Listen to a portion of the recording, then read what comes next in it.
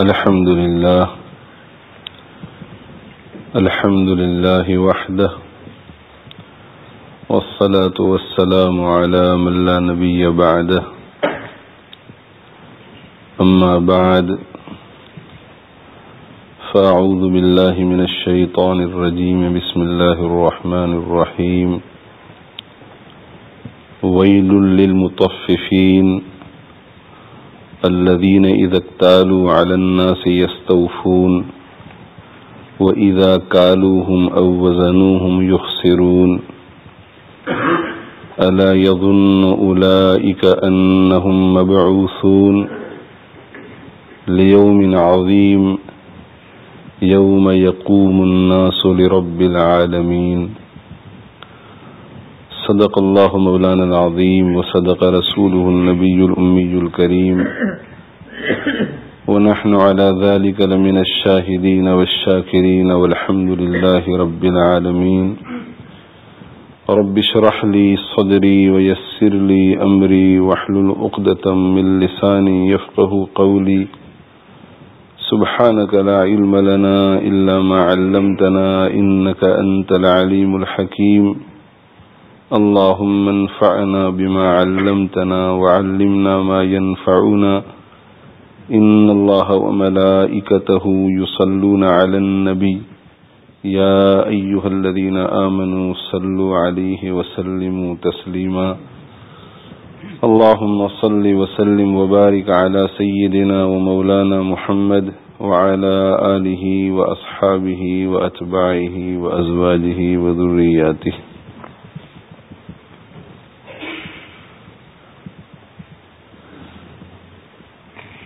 حق تعالی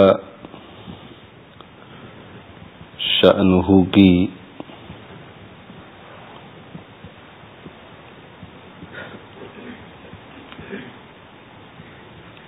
کتاب قرآن مجید کی ایک سورت سورہ تطفیف کی ابتدائی آیات کی تلاوت کا شرف نصیب ہوا. حق تعالی شانہ فرماتے ہیں ویل للمطففین، ویل ہے تطفیف کرنے والوں کے لیے، ہلاکت ہے کمی کرنے والوں کے لیے، ہلاکت ہے گھٹانے والوں کے لیے، ہلاکت ہے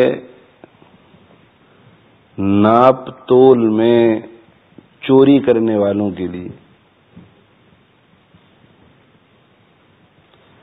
الذین اذا اکتالوا علی الناس یستوفون،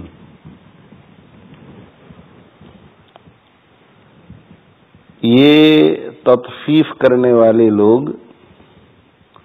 کمی کرنے والے لوگ، گھٹانے والے لوگ جب لوگوں سے کیل کر کے اپنا سامان لیتے ہیں،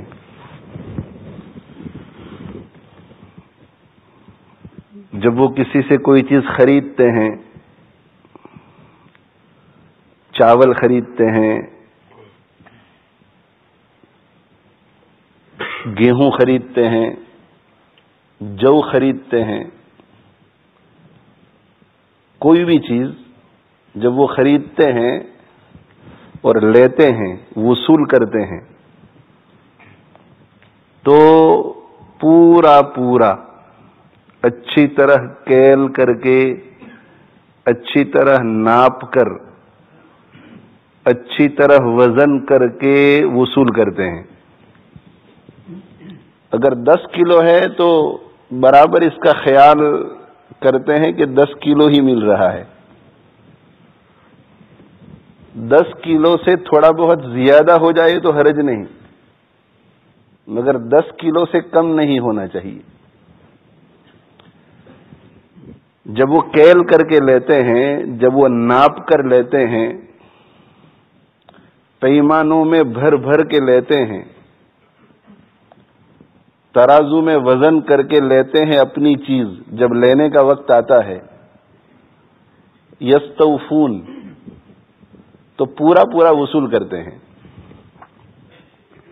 وَإِذَا كَالُوهُمْ أَوْ وَزَنُوهُمْ اور جب دینے کا وقت آتا ہے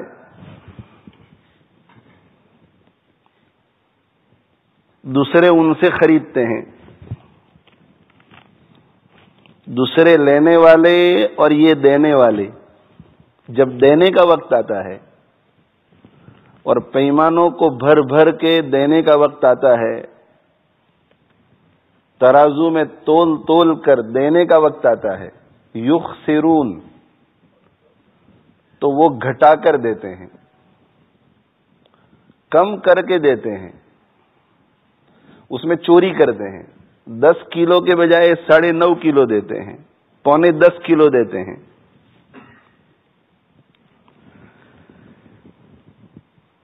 تو حق تعالی شانہ ایسے لوگوں کے بارے میں ارشاد فرماتے ہیں ویل للمطففین، اس قسم کے لوگوں کے لیے ہلاکت ہے،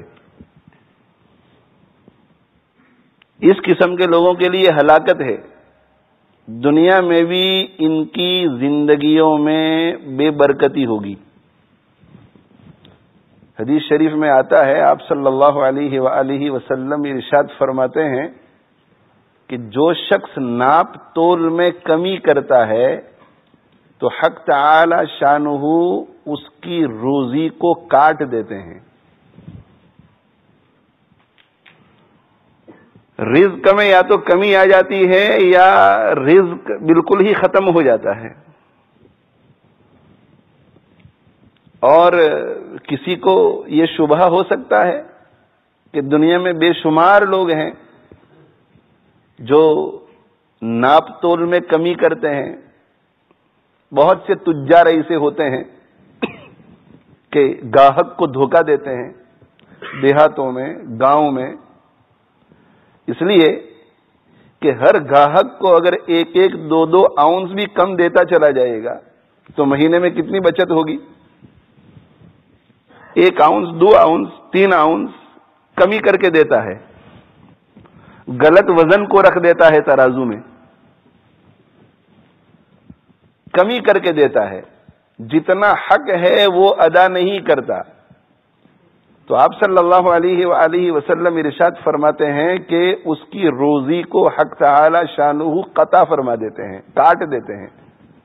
یا تو روزی کم ہو جاتی ہے یا روزی سے بالکل محروم ہو جاتا ہے. تو کسی کو یہ شبہ ہو سکتا ہے کہ دنیا میں ایسے بے شمار لوگ ہیں جو ناپ تول میں کمی کرتے ہیں مگر مال میں کوئی کمی نہیں. تو جب مال میں کوئی کمی نہیں تو روزی میں کیسے کمی آئے گی؟ کھاتے پیتے لوگ ہیں. یا یہ کہ پروفیشنل انداز میں بڑی بڑی کمپنیاں ناپ تول میں کمی کرتی ہیں، دھوکہ دیتی ہیں. بھئی کون گھر آ کر کے چیک کرتا ہے کہ اس میں کتنا ہے؟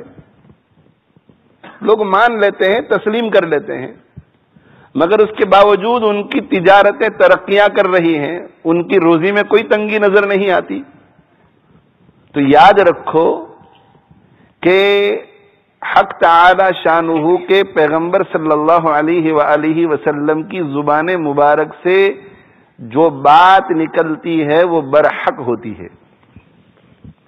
یہ بات الگ ہے کہ ہمارے پاس وہ سمجھ نہیں ہوتی کہ ہم سمجھ سکیں، ہمارے پاس وہ فہم نہیں ہوتی کہ ہم حدیث کے مضمون کا ادراک کر سکیں کہ اللہ کے نبی صلی اللہ علیہ وآلہ وسلم کیا بات ارشاد فرما رہے ہیں، اور جو بات ارشاد فرما رہے ہیں حق تعالی شانہ اس بات کو کس طرح پوری فرما رہے ہیں. آپ صلی اللہ علیہ وآلہ وسلم نے یہ نہیں فرمایا کہ حق تعالی شانہ اس کو رزق نہیں دیتے. آپ صلی اللہ علیہ وسلم نے یہ فرمایا کہ حق تعالی شانہ اس کی روزی کو کاٹ دیتے ہیں. اس کی روزی کو کاٹ دیتے ہیں. مطلب یہ ہے کہ رزق کے سارے اسباب اس کے پاس موجود ہوں گے مگر کھا نہیں سکے گا. آج کل پوری دنیا میں دیکھو کہ جو جتنا مالدار اتنی ہی زیادہ بیماریوں میں مبتلا، جو جتنا مال والا اتنی ہی زیادہ ڈاکٹروں کی طرف سے پرہیز، اور اگر ڈاکٹروں کی طرف سے پرہیز نہیں تو موت کی لوگوں کو اتنی زیادہ فکر لاحق ہوئی ہے کہ وزن کو کم کرتے ہیں، اور وزن کو کم کرنے کے نتیجے میں عمدہ ساری غذاؤں سے وہ محروم ہو جاتے ہیں. اللہ تعالیٰ روزی کو قطع کرتے ہیں. اس کا مطلب یہ ہے کہ اس کو اس روزی سے استفادہ نہیں کرنے دیتے. مال کے جو منافع ایک انسان کو پہنچنے چاہیے کہ مال کے ذریعے کھائے پیے، وہ ان منافع کو حاصل نہیں کر سکے گا. روزی ہوگی مگر کھائے گا نہیں، کسی خوف کی وجہ سے، صحت کے خوف کی وجہ سے، یا حق تعالی شانہ ایسی بیماری میں مبتلا کر دیں گے کہ ڈاکٹر منع کر دے گا. تو اللہ جل جلالہ وعم نوالہ رزق کی تنگی میں مبتلا کر دیتے ہیں، رزق کو کاٹ دیتے ہیں. اس کا مطلب یہ ہے کہ روزی کے سارے اسباب میں غرق ہوگا مگر اس سے وہ فائدہ نہیں اٹھا سکے گا. اس کے دائیں بائیں آگے پیچھے اس کو چاہنے والے، اس کے خدام، وہ سب استفادہ کر رہے ہوں گے اس کی روزی سے، مگر وہ خود محروم ہوگا. حق تعالی شانہ کاٹ دیں گے، روزی اس تک نہیں پہنچنے دیں گے. اسی طرح دوسری روایات سے پتہ یہ چلتا ہے کہ حق تعالی شانہ مال ناپ تول میں کمی کرنے والوں کو فقر میں مبتلا کر دیتے ہیں، فقر میں مبتلا کر دیتے ہیں. پھر یہی اشکال پیدا ہوگا کہ ایسے لوگ تو بہت پیسے بناتے ہیں، مالدار ہو جاتے ہیں، پھر فقر کا کیا مطلب؟ تو بھائی فقر کا مطلب یہ ہے کہ حق تعالی شانہ ایسے لوگوں کو محتاج بنا دیتے ہیں. وہ محتاج ہو جاتے ہیں، پیسے ہونے کے باوجود بھی کھا نہیں سکتے، پیسے ہونے کے باوجود بھی پی نہیں سکتے. حق تعالی شانہ ایسی تنگیاں چاروں طرف سے ڈال دیتے ہیں کہ سب کچھ ہوتے ہوئے بھی کچھ نہیں ہے، سب کچھ ہوتے ہوئے بھی محتاج. خیر عرض یہ کر رہا تھا کہ ویل للمطففین، کمی کرنے والوں کے لیے، گھٹانے والوں کے لیے، ناپ تول میں کمی کرنے والوں کے لیے ہلاکت ہے. دنیا میں بھی پریشانی آئے گی اور آخرت کی پریشانی تو ہے ہی. اور یہ کون ہے تطفیف کرنے والے؟ قرآن مجید نے تطفیف کرنے والوں کی ایک صنف کو بیان کیا ہے. الذین اذا اکتالوا علی الناس یستوفون، جب وہ وصول کرتے ہیں تو پورا پورا وصول کرتے ہیں اپنا حق. تو حق لیتے ہیں تو پورا پورا، اس میں ایک کوڑی نہیں جانے دیتے، ایک پیسہ نہیں چھوڑتے، ایک پینی معاف نہیں کرتے، ایک پینی نہیں. کہتے ہیں کہ کوڑی کا حساب بخشش لاکھ کی. بھائی بخشش جب دینے کا ارادہ ہوگا تو لاکھ بھی دے دیں گے مگر حساب کوڑی کا ہوگا، پینی پینی کا حساب ہوگا. بڑوں نے یہی بتلایا ہے کہ ہر کام حساب کتاب سے کرو. اس لیے بھائی یہ ایک پینی باقی رہتی ہے تمہاری طرف، 50 پینی باقی رہتی ہے، 1 پاؤنڈ باقی رہتا ہے. تو جب وصول کرتے ہیں تو ایک ایک پینی وصول کرتے ہیں، اور جب دینے کا وقت آتا ہے تو پوری کوشش کرتے ہیں کہ ناپ تول میں کمی کریں، گھٹا کر دیں، اس میں چوری کر جائیں.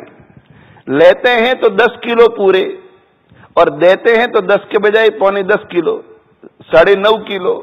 اگر 9 کلو میں بھی معاملہ ٹل جاتا ہے تو بہت اچھا. اب یہاں پر سوال یہ پیدا ہوگا کہ حق تعالی شانہ نے تطفیف کرنے والوں کے لیے ہلاکت کا اعلان فرمایا ہے کہ جو تطفیف کرنے والے لوگ ہیں ان کے لیے دنیا میں بھی ہلاکت ہے، آخرت میں بھی ہلاکت ہے. اور پھر تطفیف کرنے والے لوگوں کی جو تفصیل بیان فرمائی اس میں 2 باتیں بیان فرمائی. ایک یہ کہ جب وہ اپنا حق وصول کرتے ہیں تو پورا پورا وصول کرتے ہیں، اور اپنا حق دیتے ہیں، کسی کا حق دیتے ہیں تو اس میں کمی کرتے ہیں، گھٹاتے ہیں. تو سوال یہ ہے کہ یہ جو دو باتیں قرآن مجید نے بیان فرمائی تطفیف کرنے والوں کی، اس میں سے پہلی بات جو ہے وہ تو شرعن کوئی قبیح نہیں ہے، اس لیے کہ اگر کوئی شخص اپنا حق پورا لیتا ہے تو یہ کوئی قابل مذمت چیز نہیں ہے۔ بھائی میرے 10 کلو سامان تھا میرا تو میں 10 کلو مانگ رہا ہوں، میرے 1000 پاؤنڈ آپ کے ذمے ہے، 999 پر ہم راضی نہیں ہوں گے، ہم پورے 1000 لیں گے۔ تو یہ 999 پر راضی نہ ہونا اور 100 کے 100 مانگنا، یہ تو شریعت مطہرہ کی طرف سے ایک حق ہے۔ تو قرآن مجید نے جو یہ بیان کیا کہ ہلاکت ہے ان کمی کرنے والوں کے لیے، ان تطفیف کرنے والوں کے لیے جو اپنا حق وصول کرتے ہیں تو پورا لیتے ہیں، کسی اور کا حق دیتے ہیں تو کمی کر کے دیتے ہیں۔ تو بھائی برائی تو صرف یہ دوسری بات میں ہے کہ جب دوسروں کو دیتے ہیں تو کمی کر کے دیتے ہیں، لیتے ہیں تو پورا لیتے ہیں، یہ قابل مذمت چیز نہیں ہے۔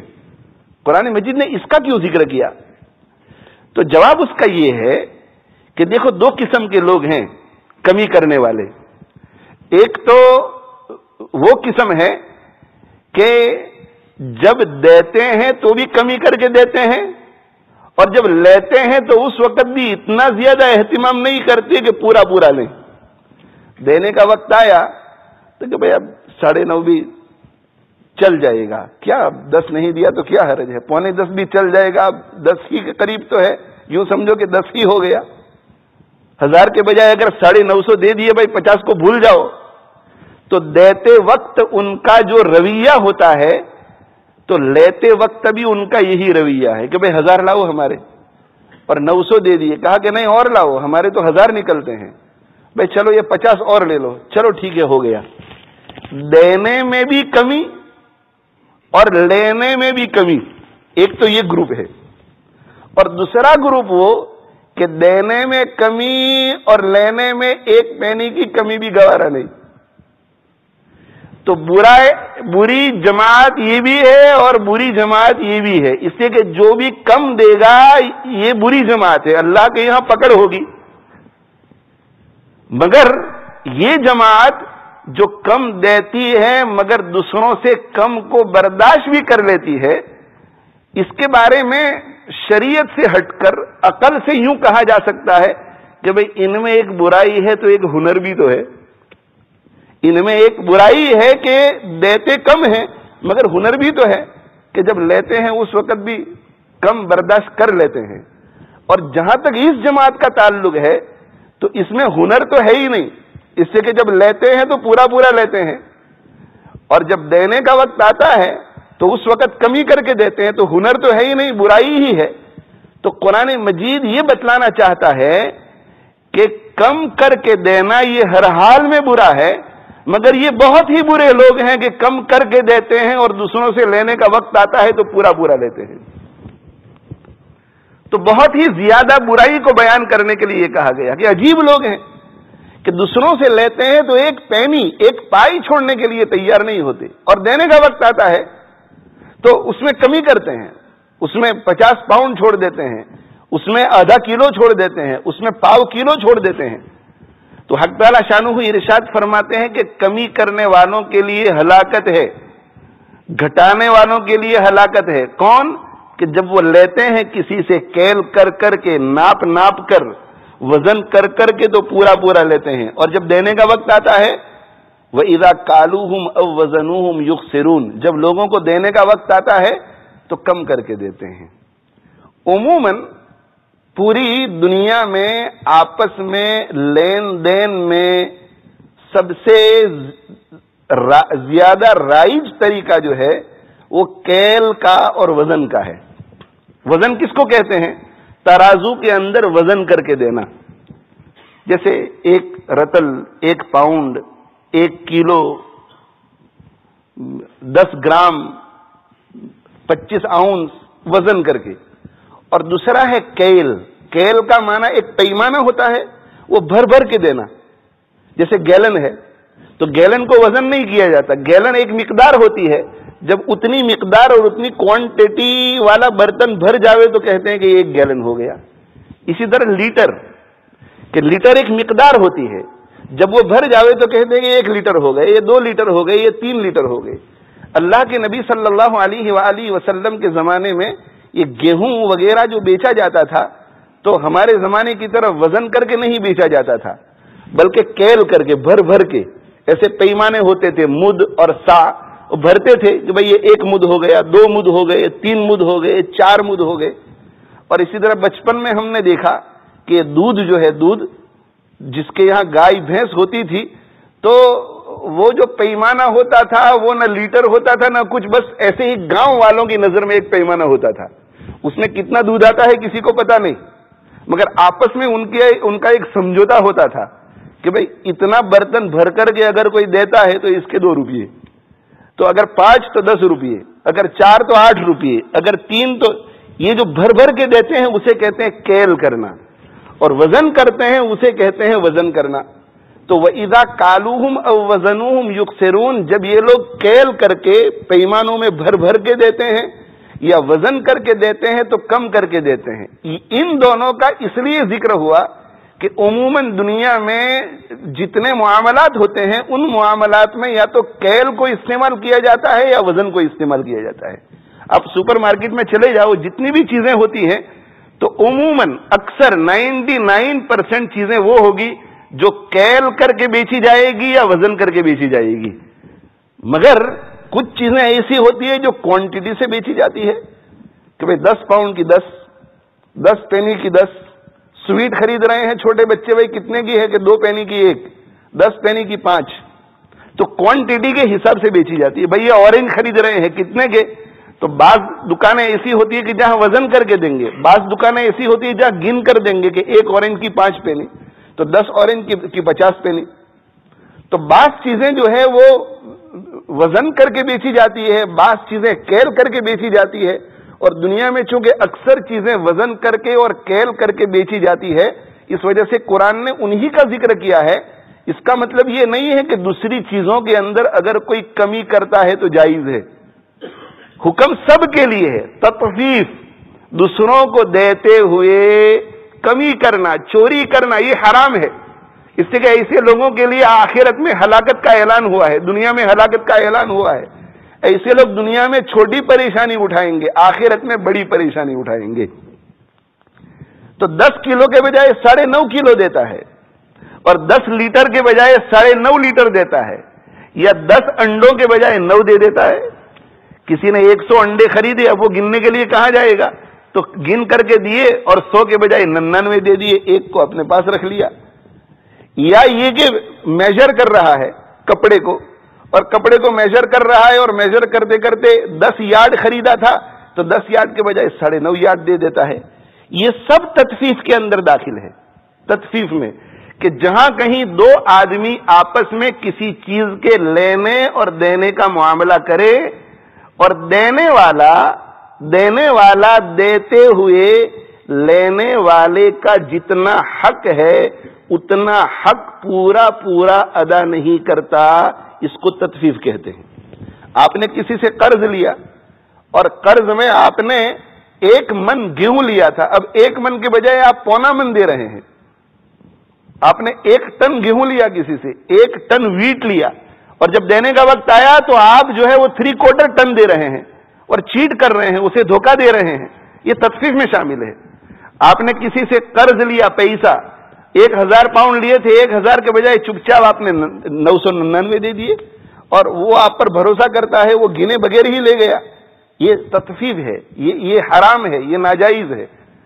تو جتنے بھی معاملات آپس میں ہوتے ہیں ہمارے، ان معاملات میں جس کو دینے کا وقت آئے تو دیتے وقت اس کا جتنا حق ہے اس حق سے کم کر کے دینا، یہ ہے تطفیف، اور یہ حرام ہے۔ اور ایسے لوگوں کے لیے قرآن نے اعلان کیا ہے کہ ویل للمطففین، ہلاکت ہے تطفیف کرنے والوں کے لیے، ہلاکت ہے کمی کرنے والوں کے لیے، ہلاکت ہے گھٹانے والوں کے لیے، ہلاکت ہے ناپ تول میں چوری کرنے والوں کے لیے۔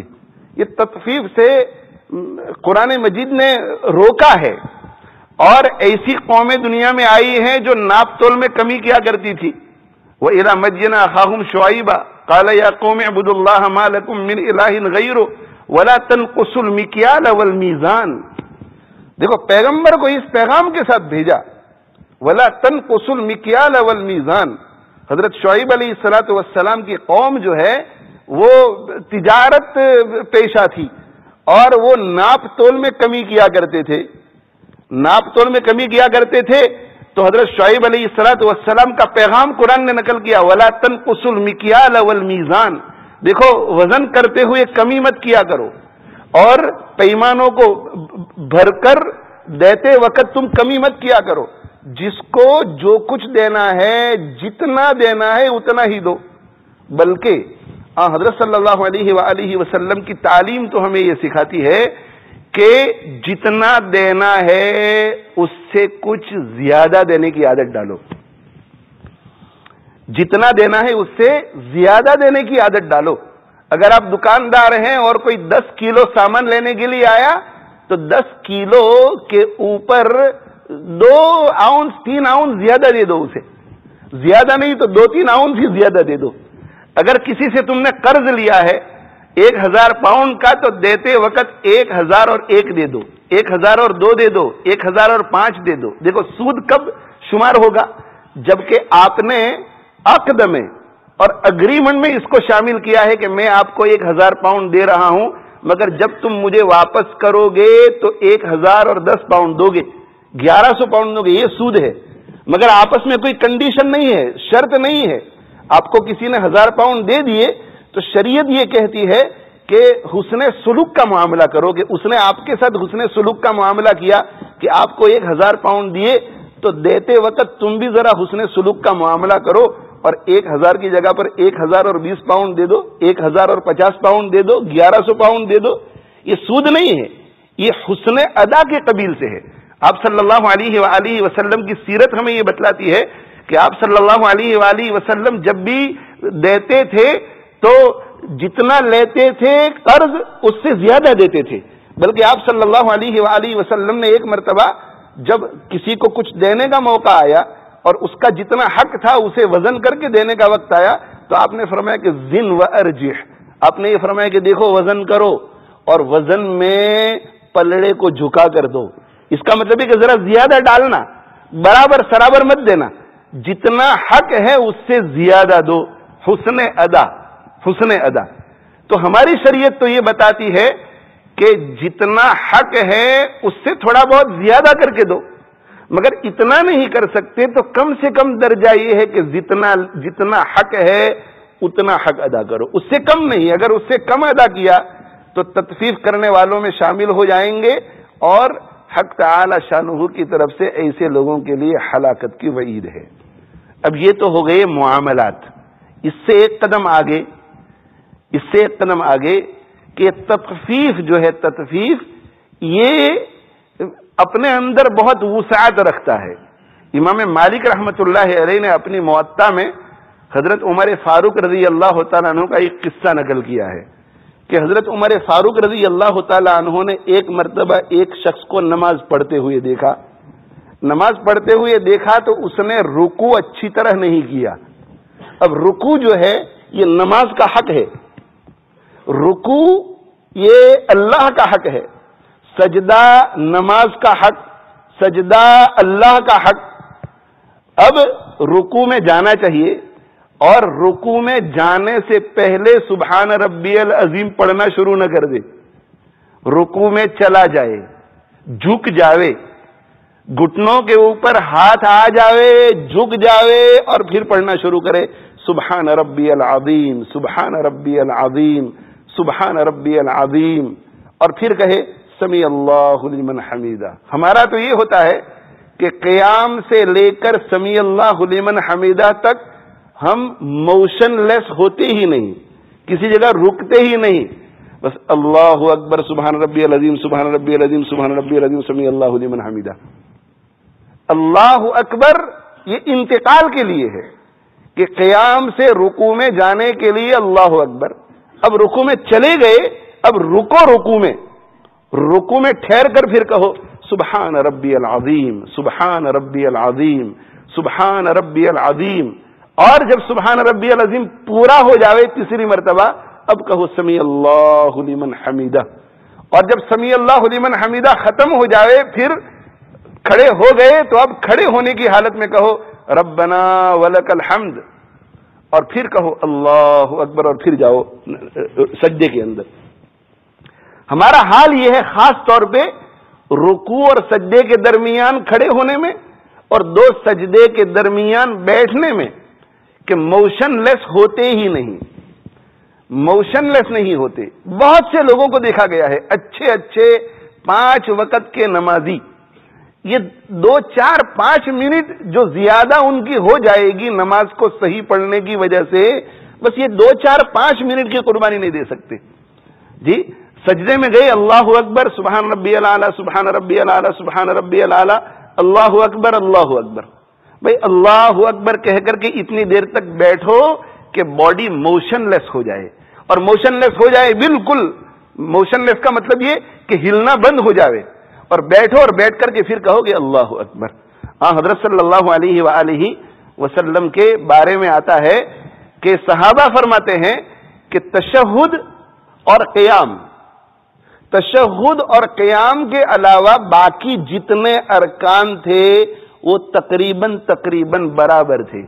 اس کا مطلب یہ ہے کہ جتنی دیر رکوع میں اور جتنی دیر سجدے میں لگتی تھی اتنی ہی دیر آپ صلی اللہ علیہ وسلم کو ربنا ولک الحمد کے پوزیشن میں لگتی تھی اور 2 سجدوں کے درمیان لگتی تھی، تقریباً۔ تو آپ دیکھ لیجئے کہ آپ صلی اللہ علیہ وآلہ وسلم رکوع میں کیا پڑھتے تھے؟ سبحان ربی العظیم، سبحان ربی العظیم، سبحان ربی العظیم، اور سجدے میں کیا پڑھتے تھے؟ سبحان ربی الاعلی، سبحان ربی الاعلی، سبحان ربی الاعلی۔ تو دیکھو دونوں کا وقت برابر ہو گیا۔ اور ایک صحابی رضی اللہ تعالی عنہ نے جب آپ صلی اللہ علیہ وسلم نے فرمایا کہ ربنا سمیع اللہ لمن حمیدہ، تو پیچھے سے صحابی نے کہا کہ ربنا ولک الحمد حمدا کثیرا طیبا مبارکا فیہ۔ تو یہ ربنا ولک الحمد حمدا کثیرا طیبا مبارکا فیہ اگر کوئی پڑھے گا تو یہ 3 مرتبہ سبحان ربی العظیم اور سبحان ربی الاعلیٰ کے برابر ہو جائے گا۔ اور صحابی نے ربنا ولک الحمد حمدا کثیرا طیبا مبارکا فیہ تبھی پڑھا ہوگا جبکہ اللہ کے نبی صلی اللہ علیہ وسلم اتنی دیر تک کھڑے رہے ہوں گے، ورنہ اگر ربنا ولک الحمد کہنے کے بعد اللہ کے نبی صلی اللہ علیہ وسلم اللہ اکبر کہہ کر سجدے میں چلے گئے ہوتے تو وہ صحابی کھڑے ہو کر کے حمدن کثیرن طیبا مبارکن فی پڑھ رہے ہیں، اس کا کیا مطلب؟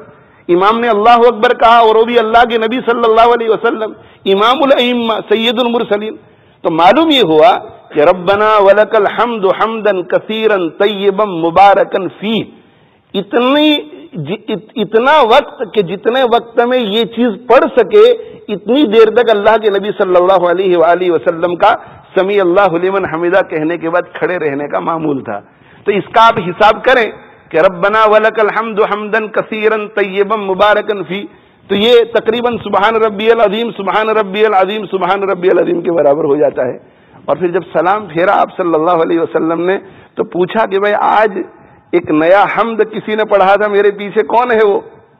کون ہے؟ کس نے یہ پڑھا؟ ربنا ولک الحمد کے بعد حمدن کثیرن طیبا مبارکن فی۔ حق تعالی شانہ کبھی کبھی صحابہ کرام رضوان اللہ تعالی علی مجمعین پر ایسی اچھی اچھی باتیں القاء فرماتے تھے اور الہام فرماتے تھے حق تعالی شانہ، اور پھر اللہ کے نبی صلی اللہ علیہ وسلم ان کی باتوں کو سنتے تھے اور اس پر مہر لگا دیتے تھے، تو تقریر ہو جاتی تھی، حدیث بن جاتی تھی، وہ اللہ کے نبی صلی اللہ علیہ وسلم کی بات ہو جاتی تھی۔ تو پوچھا کہ کون ہے بھائی جس نے آج یہ نئی بات پڑھی ربنا ولک الحمد حمدن کثیرن طیبا مبارکن فی؟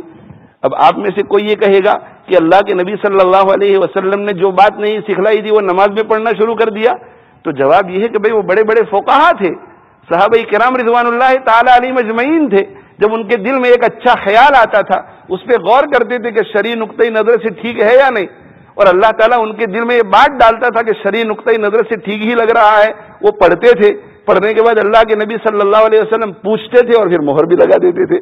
تو کہا کہ ربنا ولک الحمد حمدن کثیرا طیبا مبارکا فی، بھائی کس نے پڑھا آج یہ؟ تو وہ صحابی کھڑے ہو گئے اور انہوں نے کہا کہ اللہ کے نبی صلی اللہ علیہ وسلم یہ تو میں نے پڑھا۔ تو کہا میں اس لیے پوچھ رہا ہوں کہ جب تم نے ربنا ولک الحمد حمدن کثیرا طیبا مبارکا فی پڑھا تو اللہ تعالی شانہ کو تمہارا یہ ذکر اتنا پسند آ گیا کہ فرشتوں نے جب دیکھا کہ اللہ کو یہ بہت پسند وظیفہ ہے تو تقریباً 30 فرشتے دوڑے کہ اس حمد کو لے کر میں اللہ کی بارگاہ میں جاؤں گا.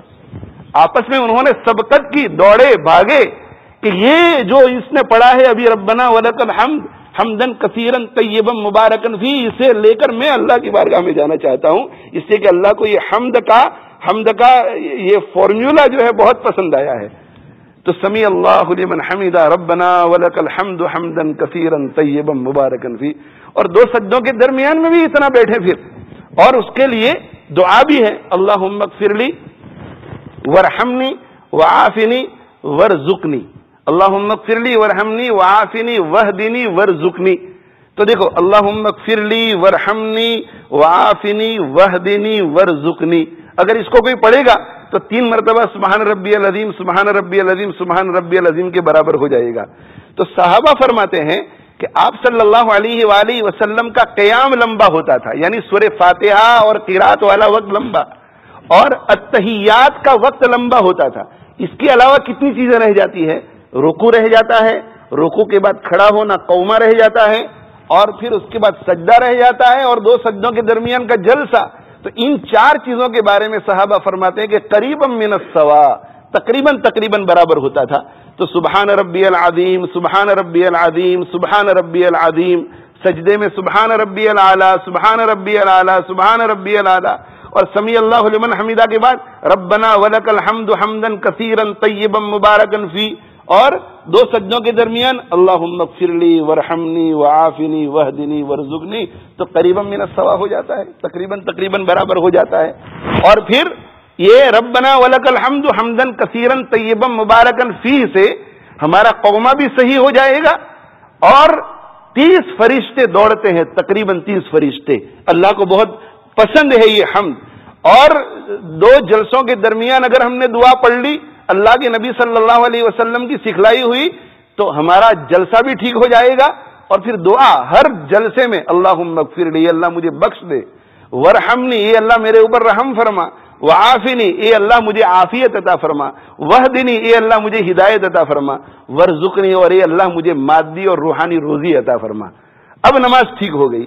اور یہ جو موشن لیس ہونے کی حالت میں کوئی نماز پڑھتا ہے تو سر سے نماز اتر جائے گی, مگر اتنی نکمی کہ کہا یہ جائے گا کہ دوبارہ نماز کو دوہرا, دوبارہ نماز پڑھ, ارجع فصلی فإنک لم تصلی, ارے بھائی دوبارہ نماز پڑھ, تیری نماز ٹھیک نہیں ہے, کامل نماز نہیں ہے تیری. اللہ کے یہاں اس نماز کا کوئی ویلیو نہیں ہے. تو خیر میں یہ عرض کر رہا تھا کہ یہ رکوع, یہ سجدہ, یہ قومہ, یہ جلسہ, یہ نماز کا حق ہے. اور تطفیف کس کو کہتے ہیں؟ جس کا حق ہے اس کو اس کا حق نہ دینا. اور پھر یہ رکوع اور سجدہ یہ اللہ کا بھی حق ہے. تو حضرت عمر فاروق رضی اللہ تعالیٰ عنہ نے دیکھا ایک شخص کو کہ اس نے نماز پڑھی اور نماز میں رکوع جو ہے وہ بہت مختصر کیا, اور اس نے سجدہ بھی بہت مختصر کیا, یعنی صحیح سجدہ نہیں کیا اور صحیح رکوع نہیں کیا. تو حضرت عمر فاروق رضی اللہ تعالیٰ عنہ نے کیا کہا اس سے؟ لقد تففت, تو نے تطفیف کی ہے. تو معلوم ہوا کہ مال وغیرہ دینے میں صرف تطفیف نہیں ہوگی, جس کو بھی جو حق دینا ہے وہ حق آپ اسے نہیں پہنچائیں گے تو ویل للمطففین میں یہ داخل ہے. ہلاکت ہے تطفیف کرنے والوں کے لیے, ہلاکت ہے کمی کرنے والوں کے لیے. تو دیکھو یہاں حضرت عمر نے کہا کہ تو نے تطفیف کی. بھائی تطفیف کا کیا معنی؟ میں نے کیا تطفیف کی؟ تو کہا تو نے تطفیف یہ کی کہ نماز کا جو حق تھا رکوع کا وہ تو نے نہیں دیا, نماز کا جو حق تھا سجدے کا وہ تو نے نہیں دیا, اللہ کا جو حق تھا سجدے کا, اللہ کا جو حق تھا رکوع کا وہ تو نے نہیں دیا. اس پر سے امام مالک رحمۃ اللہ علیہ نے استدلال کر کے ایک اصول لکھا, اور وہ اصول یہ لکھا کہ لکل شیء وفاء و تطفیف, کہ ہر چیز میں وفا یعنی پورا ادا کرنا بھی ہوگا اور ہر چیز میں تطفیف بھی ہو سکتی ہے. اگر آپ نے جس چیز کا حق ادا کرنا چاہیے تھا اس چیز کا حق ادا کیا تو وفا ہے, اور اگر آپ نے جس چیز کا جو حق ادا کرنا چاہیے تھا وہ نہیں کیا تو تطفیف ہے. یہ جس وقت دینی مجلس ہے تو دینی مجلس کے بھی کچھ حقوق ہیں. جو اس حق کو ادا کرے گا تو وہ وفا کرنے والا ہوگا, اور اس کو ادا نہیں کرے گا تو تطفیف کرنے والا ہوگا. یہ جو وعظ ہو رہا ہے یا علمی مجلس ہے, جو بیان کرنے کی چیز ہے, جس طرح سے بیان کرنے کی چیز ہے, اس کے بھی کچھ حقوق ہیں. اگر ان حقوق کو ادا کیا تو کہا جائے گا کہ وعظ کے حق کے ساتھ وفا ہوا, اور اگر اس کو ادا نہیں کیا گیا, ان حقوق کو ادا نہیں کیا گیا, تو کہا جائے گا کہ بھئی تطفیف کی ہے. تو ہر چیز میں تطفیف ہو سکتی ہے. جہاں کہیں مثال کے طور پر بیوی ہے, بیوی تو بیوی کے کچھ حقوق ہیں ہمارے ذمے, تو اگر بیوی کے جو حقوق ہیں ان حقوق کی ادائیگی میں کمی رہ جاتی ہے تو یہ تطفیف ہے. اور بیوی کے جتنے حقوق ہیں وہ سارے کے سارے حقوق اگر ادا ہو رہے ہیں تو یہ وفا ہے. اسی طرح شوہر کے حقوق ہیں, شوہر کے جتنے بھی حقوق ہیں وہ سارے ادا ہو رہے ہیں تو وفا ہے, اور شوہر کے جتنے حقوق ہیں ان کی ادائیگی میں اگر کمی ہو رہی ہے تو تطفیف ہے. ایک شخص جو ہے وہ کسی کو مزدوری پہ رکھتا ہے, اجرت پہ رکھتا ہے, فیکٹری میں کام کرنے کے لیے رکھتا ہے, اپنے گھر میں بلڈنگ ورک کرانے کے لیے, پلمبنگ کے لیے بلاتا ہے, اور اس سے کام پورا لیتا ہے, مگر اجرت دینے کا جب وقت آتا ہے تو وہ کوئی نہ کوئی ہیلا بہانہ کرتا ہے, اور ہیلے بہانے کر کے 300 کے بجائے 250 دیتا ہے, 350 دیتا ہے. یہ تطفیف ہے. اور اگر 300 دیتا ہے اور اس سے بھی بہتر 305 دیتا ہے, 310 دیتا ہے, تو اسے وفا کہیں گے. آپ نے ٹیکسی کی اور ٹیکسی کر کے اس کے ساتھ ایک بات طے ہو گئی, اس کے بعد طے ہو گئی, اور جب منزل پر پہنچے تو وہاں جا کر کے آپ کمی کرانے لگے, اور اتنا اسے پریشان کیا کہ اس نے کہا کہ بھائی ٹھیک ہے 250 ہی دے دو, جاؤ جان چھوڑو. یہ تطفیف ہے. 300 کا معاہدہ ہوا تھا تو 300 دینا چاہیے, تب جا کر کے وفا ہوگی. آپ کسی کے یہاں نوکری کر رہے ہیں, نوکری, اور نوکری میں جتنے گھنٹے آپ کے لیے مقرر تھے ان میں آگے پیچھے کرتے ہیں آپ, 15 منٹ لیٹ جاتے ہیں, اور کام کرتے کرتے پیشاب کے لیے چلے جاتے ہیں, اور اگر پیشاب کی حاجت ہوتی ہے اور اس کی چھٹی ملی ہے تو 10 منٹ کے بجائے 20 منٹ تک لگاتے ہیں, اور پھر وضو کرتے ہیں, نماز پڑھنے کی اجازت دی ہے, کوئی اچھا فیکٹری والا ہے تو آپ جو ہے بجائے آدھ گھنٹے کے پونا گھنٹہ لے لیتے ہیں. یہ آپ تطفیف کا معاملہ کر رہے ہیں. لیٹ آتے ہیں, جلدی جاتے ہیں, بیچ میں پیشاب کے لیے چلے جاتے ہیں, کھانے کے لیے بیٹھ جاتے ہیں, تطفیف ہے. اور آپ کے 8 گھنٹے ہیں, 10 گھنٹے ہیں, اس کا حق آپ ادا کرتے ہیں تو یہ وفا ہے. اسی طرح آپ بالکل وقت پر آ جاتے ہیں اور وقت پر جاتے ہیں, مگر جتنی محنت, جتنی کوشش آپ کے بس میں تھی اور جتنا آپ سے ایکسپیکٹڈ تھا اتنے ایکسپیکٹیشن کے ساتھ آپ کام نہیں کرتے. آپ ڈاکٹر ہیں اور سرجری میں بٹھا دیا آپ کو 8 گھنٹے کے لیے, اب 8 گھنٹے کے لیے آتے ہیں اور 8 گھنٹے کے لیے برابر پیشنٹس کو دیکھتے ہیں, نہ چائے پیتے ہیں نہ ادھر ادھر جاتے ہیں, مگر سرسری بات اس کی سن لی اور سرسری سن کر جو ذہن میں آئے وہ یوں کر کے لکھ کر کے اسے روانہ کر دیا. آپ تطفیف کر رہے ہیں. آپ کو اس کا حق ادا کرنا چاہیے. عرف میں عموماً ڈاکٹروں کی کیا رسپانسبلٹیز ہے, کیا ایتھکس ہے ڈاکٹروں کے یہاں, اس کے مطابق اس کی بات کو سنا, سننے کے بعد چیکنگ کیا, چیکنگ کرنے کے بعد غور و فکر کیا, کوئی بات سمجھ میں نہیں آئی تو کچھ کتابوں کو دیکھا, اور اگر ضرورت پڑی تو کسی اور سے بھی اس میں ایڈوائس لی, اور اس کے بعد جا کر کے آپ نے اس کے لیے تشخیص کی, تجویز کی اور اسے روانہ کیا, تو آپ نے وفا کا کام کیا. تو دیکھو اس سلسلے میں جو ہے بڑے بڑے لوگ غلطیاں کر جاتے ہیں. پہلی بات تو یہ ہے کہ جہاں شرما شرمی کا معاملہ ہوتا ہے, جہاں کوئی پوچھتا نہیں ہے تو لوگ دیر سے آتے ہیں, جلدی چلے جاتے ہیں, بیچ میں چائے کے لیے بیٹھ جاتے ہیں, کام کرنے والے آپس میں 10-15 منٹ کے لیے گفتگو کرتے ہیں, چھاپے پڑھنے لگ جاتے ہیں, اخبار پڑھنے لگ جاتے ہیں. یہ تطفیف. اور اگر ایک شخص جو ہے وقت پر آ جاتا ہے, وقت پر جاتا ہے اور برابر اپنے کام میں لگا رہتا ہے, مگر کوانٹٹی کو پوری کرتا ہے, کوالٹی کو نہیں لاتا, کوالٹی کا خیال نہیں کرتا, تو کوالٹی کا خیال نہیں کرتا, یہ بھی تطفیف ہے. اسکول میں ٹیچر ہے, مدرسے میں مدرس ہے, وقت پر آ جاتا ہے اور وقت پر جاتا ہے اور 2 گھنٹے 2.5 گھنٹے بیٹھتا ہے, کسی سے بات چیت نہیں کرتا, خارجی کتاب نہیں پڑھتا, اخباروں کو نہیں پڑھتا, موبائل کو نہیں دیکھتا, موبائل پر بات چیت نہیں کرتا, سارا وقت جو ہے وہ اپنے بچوں کے پیچھے خرچ کرتا ہے. مگر جتنی جفا کشی, جتنی محنت, جتنے دھیان اور جتنے ولولے کے ساتھ ایک مدرس کو پڑھانا چاہیے, اس ولولے کے ساتھ, اس دھیان کے ساتھ, اس جذبے کے ساتھ نہیں پڑھا تھا, تو یہ بھی تطفیف کرنے والا ہے, تطفیف کرنے والا. آج تو میرے بھائیوں کام کرتے کرتے موبائل اٹھا لیتے ہیں, کام کرتے کرتے ٹیکس کر دیتے ہیں, ٹیکس. ایک ڈاکٹر سرجری میں بیٹھا ہے, اسے ٹیلی فون کے ذریعے ٹیکس کرنا, یہ سرجری کا ٹائم ہے, یہ آپ کا ٹائم نہیں ہے. ایک مدرس مدرسے کے اندر بیٹھا ہوا ہے, یہ مدرسے کا ٹائم ہے، مدرسے نے آپ کو تنخواہ دے کر آپ کا یہ ٹائم بائی کر لیا ہے، اسکول نے آپ کا یہ ٹائم، آپ کو تنخواہ دے کر آپ کا یہ ٹائم بائی کر لیا ہے۔ اب یہ 6 گھنٹے 8 گھنٹے تک آپ آفس میں بیٹھے ہوئے ہیں، فیکٹری میں کام کر رہے ہیں، یہ فیکٹری کے مالک نے آپ کا ٹائم بائی کر لیا ہے۔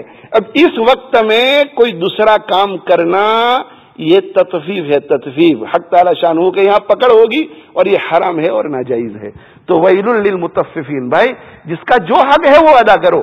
امام کے ذمے مقتدیوں کے جو حق ہیں، امام کو چاہیے کہ تطفیف نہ کرے، ان حقوق کو ادا کرے، اور مقتدیوں کے ذمے امام کے جو حقوق ہیں ان کو چاہے کہ ان حقوق کو ادا کرے، اس میں تطفیف نہ کرے، اور ماں باپ کے ذمے اولاد کے جو حق ہیں وہ ماں باپ ادا کرے، اس میں تطفیف نہ کرے، اور اولاد کے ذمے ماں باپ کے جو حقوق ہیں اولاد ادا کرے، اس میں تطفیف نہ کرے۔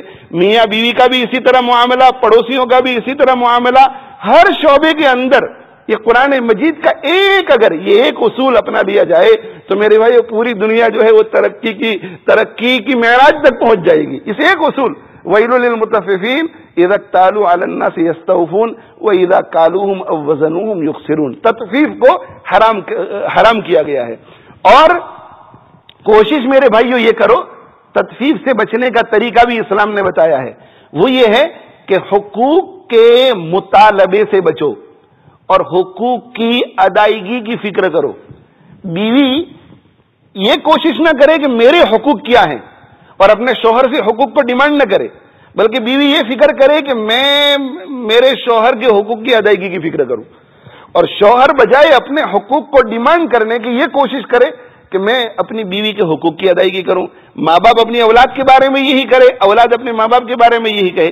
اسلامی تعلیم یہ ہے، اسلامی تعلیم۔ اسی لیے اسلام نے صاحب حق کو یہ نہیں بتلایا، حدیثوں کو دیکھیے، قرآن کو دیکھیے، جہاں جہاں جو بھی حکم نظر آتا ہے تو حدیث میں صاحب حق کو یہ نہیں بتلایا گیا ہے کہ تم اپنے حق کا مطالبہ کرو۔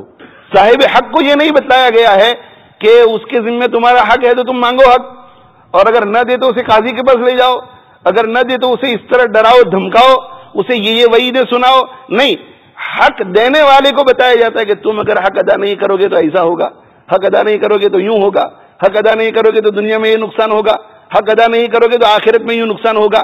تو حق مانگنے کا طریقہ ہماری شریعت نے نہیں بتلایا، یعنی ہماری شریعت نے حق مانگنے کا طریقہ تو بتلایا، حق مانگنے کا مزاج نہیں بنایا۔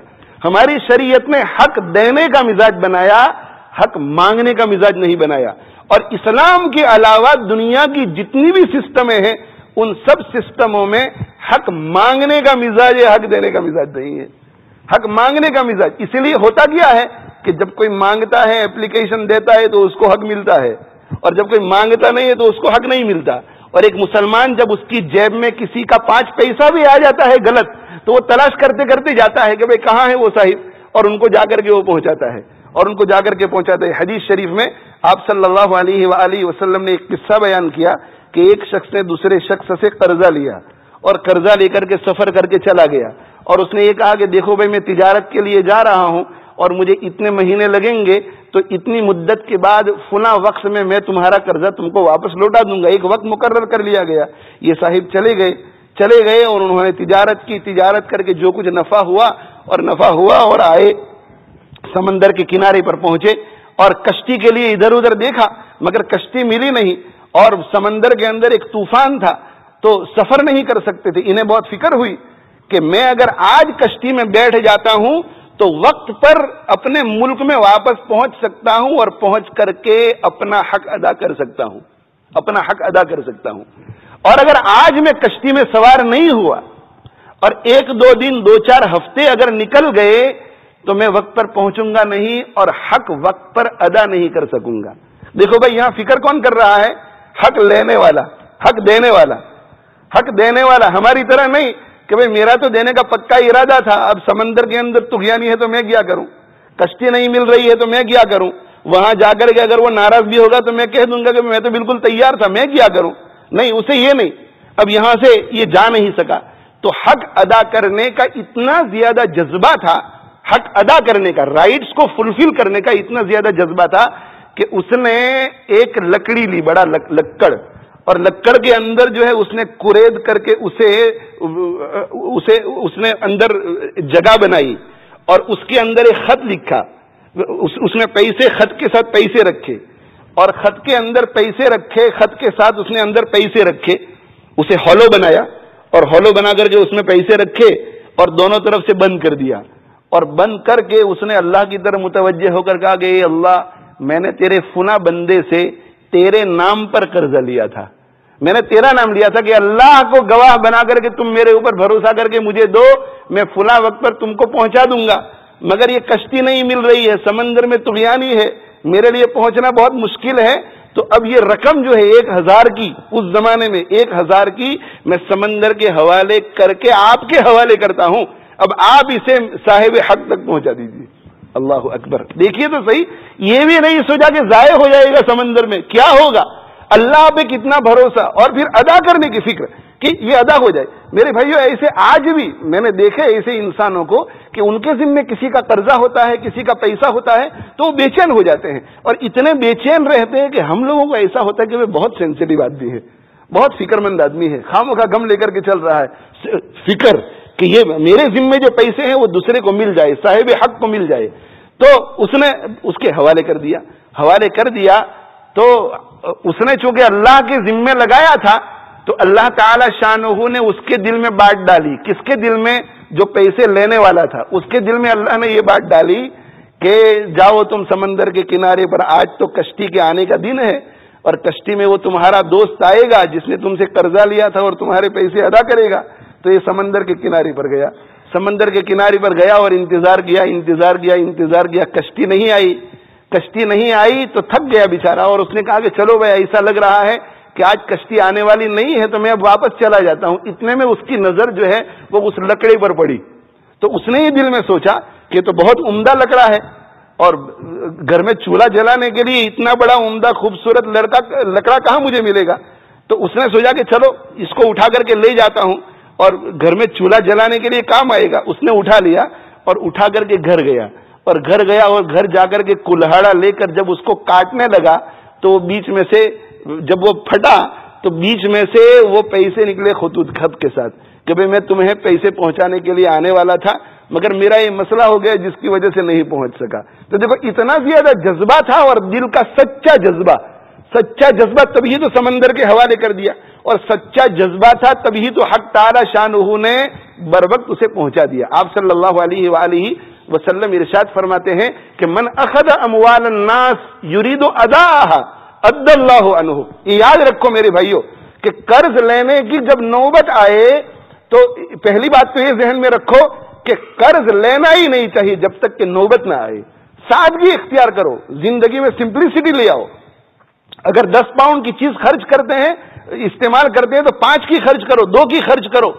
اپنی لائف سٹائل کو سمپل بناؤ۔ اگر گھر میں تنگی آ جائے تو قرض جو ہے قرض سے اپنے آپ کو بچاؤ، قرض سے بچاؤ۔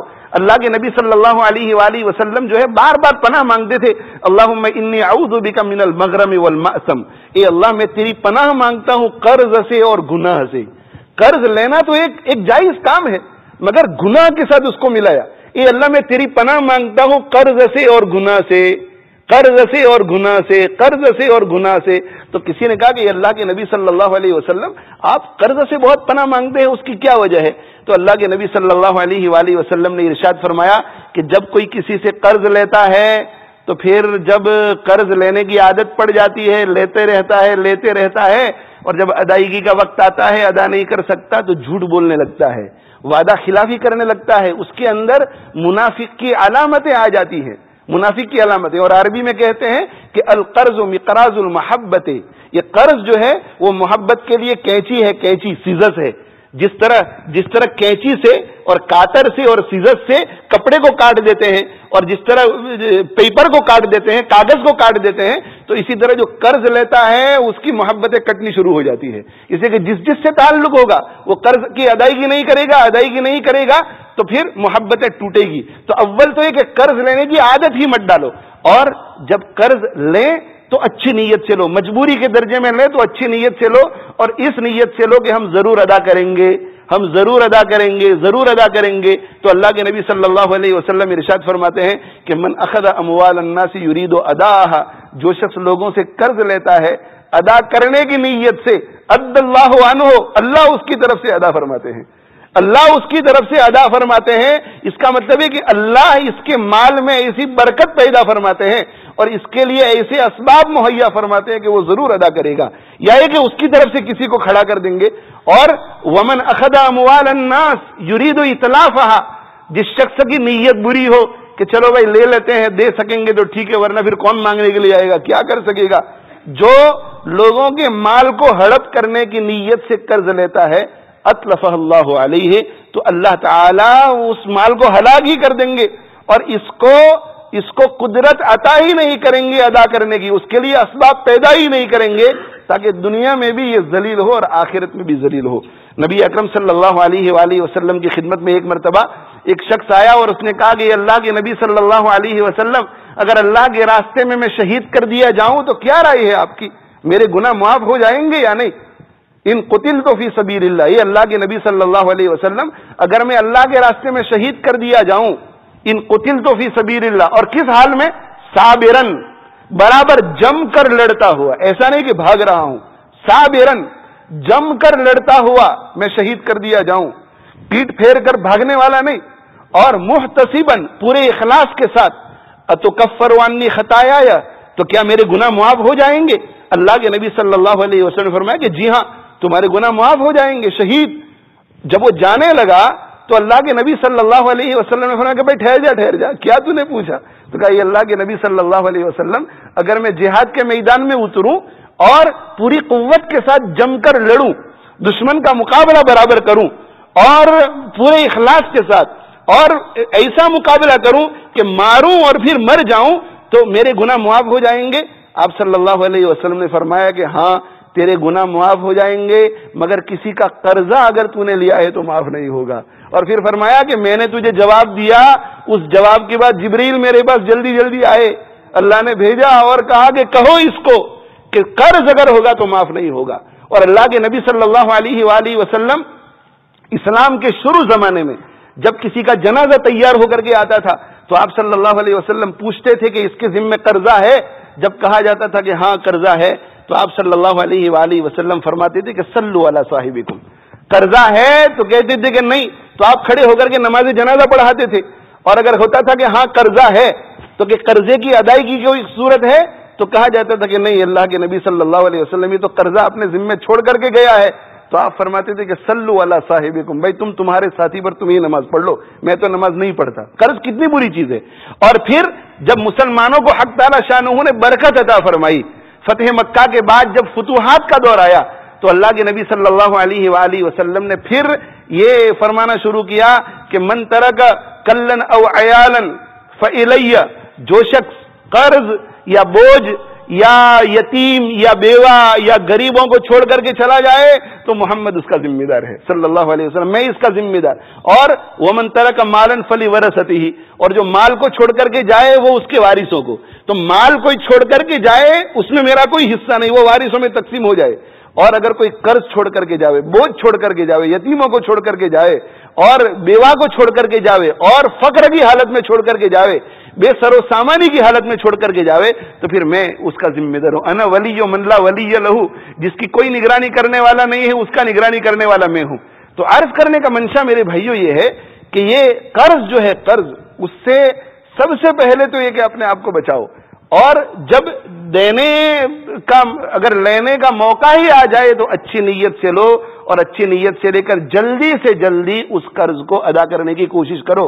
ایسے لوگ دیکھے جاتے ہیں کہ قرض لیتے ہیں، ادا کرنے کی فکر نہیں، اچھی گاڑیاں خریدتے ہیں، 2000 کی گاڑی سے کام چل سکتا ہے پھر بھی 5000 کی خریدتے ہیں. یہ 3000 جس میں تم بیٹھ کر کے چل رہے ہو یہ کسی اور کے ہیں، کسی اور کے پیسے سے تم موج کر رہے ہو اور اس بیچارے کو آپ نے تکلیف میں ڈال رکھا ہے، اس کی نیندیں حرام ہو رہی ہے، وہ کتنی پریشانیوں سے گزر رہا ہے وہ جانتا ہے. اس لیے جس سے پیسے لو اس کے پیسے جلدی سے جلدی ادا کرنے کی کوشش کرو. میں یہ عرض کر رہا تھا کہ ایک زمانہ تھا کہ لوگوں کو جذبہ یہ تھا کہ میں ادا کر دوں، اور ایک مسلمان کا جذبہ شریعت نے یہی بنایا ہے، شریعت نے مزاج یہی بنایا ہے کہ حقوق کو ادا کرو، حقوق کو ادا کرو، حقوق کو ادا کرو، حقوق ڈیمانڈ کرو یہ نہیں سکھاتا، یہ نہیں ہماری شریعت ہی نہیں، بلکہ حقوق ڈیمانڈ کرنے کے بارے میں تو یہ کہتی ہے شریعت کہ وَإِن كَانَ ذُو عُسْرَةٍ فَنَظِرَةٌ إِلَىٰ مَيْسَرَةٍ، دیکھو بھائی اگر تم نے کسی کو قرضہ دیا ہے اور بیچارہ وہ ذرا غریب غریب ہے تو اسے کہو کہ کوئی بات نہیں بھائی 6 مہینے اور لے لو، اور اگر تم معاف ہی کر دو تو بہت اچھا ہے۔ دیکھو یہ کہا جا رہا ہے من یسر علی معسر یسر اللہ علیہ فی الدنیا والآخرہ، جو شخص کسی غریب آدمی تنگ دست آدمی سے ڈیمانڈ نہ کرے اور اسے معاف کر دیتا ہے، اس کے لیے آسانی پیدا کر دیتا ہے، اس کو مہلت زیادہ دے دیتا ہے، آدھے پیسے معاف کر دیتا ہے، بالکل ہی معاف کر دیتا ہے، تو کہا اللہ تعالیٰ ایسے شخص کے لیے دنیا اور آخرت میں آسانی پیدا فرمائیں گے۔ دیکھ لیا آپ نے، ڈیمانڈ کرنے کی ہماری شریعت تعلیم نہیں دیتی، ڈیمانڈ کا مزاج نہیں، معاف کرنے کا مزاج، ادا کرنے کا مزاج، دوسروں کے حقوق کی ادائیگی کا مزاج، تو یہ اپنے اندر میرے بھائیوں پیدا کرو، حقوق کو ادا کرنے کا جذبہ، اور حقوق کو ادا کرنے کا جذبہ اپنے اندر پیدا کرو۔ اسی وجہ سے میں شادی کے موقع پر ہمارے متعلقین میں سے کسی کی شادی ہوتی ہے تو میں وہ دلہا میاں جب شادی سے پہلے آتے ہیں تو میں اس کو کہتا ہوں کہ رائٹس آف وائف جو ہے، رائٹس آف ہسبینڈ کی جو کتاب ہے وہ تو تمہاری بیگم کو دے دو، اور تمہاری بیگم کے پاس جو رائٹس آف وائف ہے وہ تم لے لو۔ اب ہوتا یہ ہے کہ وائف بیٹھ کر کے پڑھ رہی ہے رائٹس آف وائف، اور وہ دیکھتی رہتی ہے کہ میرے شوہر ایسا نہیں کرتے، میرے شوہر ایسا نہیں کرتے، میرے شوہر ایسا نہیں کرتے، اور شوہر جو ہے وہ رائٹس آف ہسبینڈ کو پڑھتا رہتا ہے۔ ان کے ذہنوں میں اپنے رائٹس ہی رہتے ہیں، اور اپنے رائٹس رہتے ہیں اور تطفیف میں مبتلا، اپنا وصول اور دوسروں کو نہ ملے اس کی فکر نہیں، تو پھر گھر میں جھگڑے نہیں ہوں گے تو کیا ہوگا؟ اس کے بجائے کرو یہ کہ عورت جو ہے وہ اپنے پاس رائٹس آف ہسبینڈ رکھے اور پڑھ پڑھ کے دیکھے کہ مجھے تو اس کے بارے میں آخرت میں سوال ہونے والا ہے، میرے رائٹس کے بارے میں سوال ہونے والا نہیں ہے، اس کے بارے میں مجھے سوال ہوگا۔ اور شوہر جو ہے وہ وائف کے رائٹس کو اپنے پاس رکھ کر کے پڑھے کہ مجھے تو اس کے بارے میں سوال ہونے والا ہے، اور ہسبینڈ اپنی بیوی کے حقوق کی ادائیگی کی فکر کرے اور بیوی اپنے شوہر کے حقوق کی ادائیگی کی فکر کرے۔ اسی طرح تمام شعبوں کے اندر استاد اپنے شاگردوں کے حقوق کی ادائیگی کی فکر کرے اور شاگرد اپنے استاد کے حقوق کی ادائیگی کی فکر کرے، امام اپنے مقتدیوں کے حقوق کی ادائیگی کی فکر کرے اور مقتدی اپنے امام کے حقوق کی ادائیگی کی فکر کرے، اور اسی طرح جو ہے وہ ہر شعبے کے اندر ماں باپ اپنے اولاد کی، اولاد اپنے ماں باپ کی۔ جب یہ فکر پیدا ہو جائے گی میرے بھائیوں تو ہم جو ہے تطفیف سے بہت کامیابی کے ساتھ بچ جائیں گے۔ اور ساتھ ساتھ میں قرآن نے ایک نسخہ آگے بتلا دیا ہے، اس کی طرف صرف اشارہ کرتا ہوں کہ تطفیف سے بچنے کا طریقہ یہ ہے کہ الا یظن اولئک انہم مبعوثون، کیا یہ لوگ خیال نہیں کرتے کہ ایک دن مرنا ہے اور مرنے کے بعد قیامت کے دن اٹھائے جائیں گے اور اللہ کے سامنے کھڑے کیے جائیں گے لیوم عظیم، ایک زبردست دن میں، یوم یقوم الناس لرب العالمین، جس دن سب لوگ اللہ رب العالمین کے سامنے کھڑے ہوں گے۔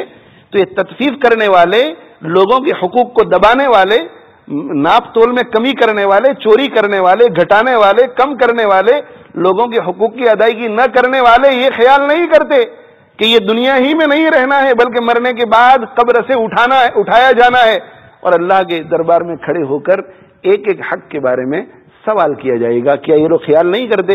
معلوم ہوا کہ اگر کوئی اس کا استحضار رکھے گا، اس کا مراقبہ رکھے گا کہ مجھے ایک دن مرنا ہے اور مرنے کے بعد اللہ کے دربار میں سب کے حقوق کے بارے میں مجھ سے سوال کیا جائے گا، جواب دہی ہوگی، تو انشاءاللہ تطفیف سے بچنے میں یہ بھی ایک بہت بڑا معاون اور بہت بڑا مددگار ثابت ہوگا یہ مراقبہ۔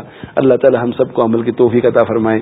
وآخر دعوانا الحمدللہ رب العالمین، وصلی اللہ علی نبینا محمد وعلی آلہ وصحبہ اجمعین۔